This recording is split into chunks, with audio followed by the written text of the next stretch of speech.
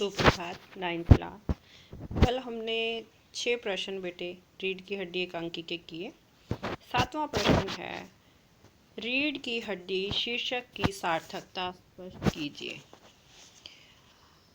किसी भी रचना का शीर्षक किसी पात्र, घटना, समस्या अथवा भाव के आधार पर रखा जाता है। इस एकांकी के विषय को ध्यान में रखें तो स्पष्ट होता है कि नाटक में उमा को छोड़कर एक अच्छे चरित्र अर्थात रीढ़ की हड्डी का अभाव है। व्यक्ति में यदि अपने अधिकारों के प्रति सजगता है तो वह अपने व्यक्तित्व को बहुत ऊपर उठा सकता है। शंकर यदि रीढ़ की हड्डी वाला युवक होता तो उसे उमा अस्वीकार ना करती, लेकिन उसके अंदर रीढ़ की हड्डी का ना होना यानी उसका व्यक्तित्व विहीन होना है।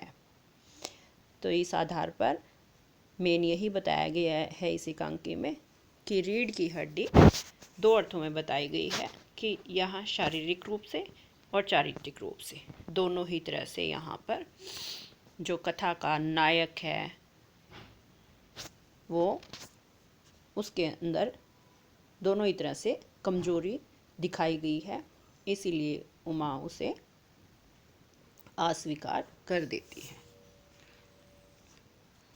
अगला प्रश्न है कथा वस्तु के आधार पर आप किस एकांकी का मुख्य पात्र मानते हैं, क्यों? कथा वस्तु के आधार पर उमा को ही हम एकांकी का मुख्य पात्र मानते हैं क्योंकि उसका व्यक्तित्व नाटक में रीढ़ की हड्डी की सार्थकता को सिद्ध करता है। एकांकी की कथा वस्तु का ताना बाना उसी की ओर चारों ओर घूमता है, वही कथा वस्तु का केंद्र बिंदु है। एकांकी के मंच पर आने के पश्चात वह शुरू से अंत तक रहती है। उसके पिता राम स्वरूप तथा माँ प्रेमा उसके विवाह के लिए चिंतित हैं। लड़के वाले उसे देखने आते हैं। माता पिता नौकर सभी उमा के विवाह की तैयारी में ही लगे हुए हैं। पूरी एकांकी में उसी के संबंध की चर्चा होती है। गोपाल प्रसाद भी उमा से ही पूछताछ करते हैं। वही एकांकी को चरम सीमा तक पहुंचाती है। वह बिना किसी रीति रिवाज की परवाह किए गलत बातों का विरोध करती हुई अपने अस्तित्व एवं अधिकारों की रक्षा करती है। इसीलिए कथा वस्तु की या एकांकी का मुख्य पात्र यहाँ पर उमा ही है। एकांकी के आधार पर राम स्वरूप और गोपाल प्रसाद की चारित्रिक विशेषताएं बताइए।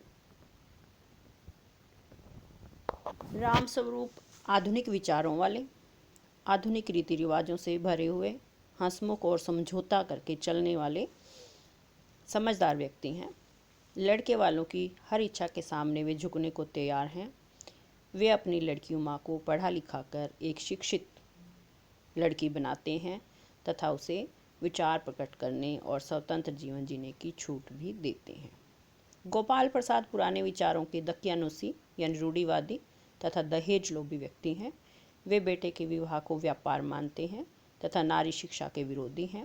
वे अपने समान किसी को नहीं समझते हैं।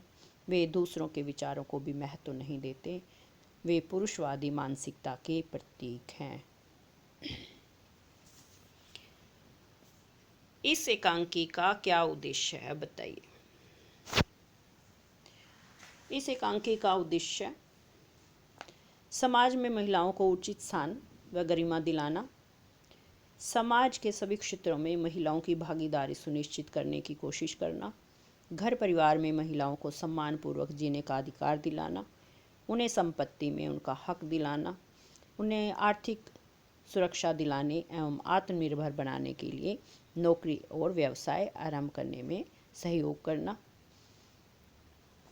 ये इस एकांकी का मुख्य उद्देश्य है। समाज में महिलाओं को उचित गरिमा दिलाने हेतु आप कौन कौन से प्रयास कर सकते हैं? जो इस एकांकी का मुख्य उद्देश्य है वही आप इसमें लिखेंगे कि महिलाओं को उचित गरिमा दिलाने हेतु हम ये प्रयास कर सकते हैं। यही पॉइंट इसमें आएंगे, यानी प्रश्न नंबर आपका 10 और 11 दोनों का एक ही उत्तर रहेगा। ये हो गई आपकी एकांकी रीढ़ की हड्डी।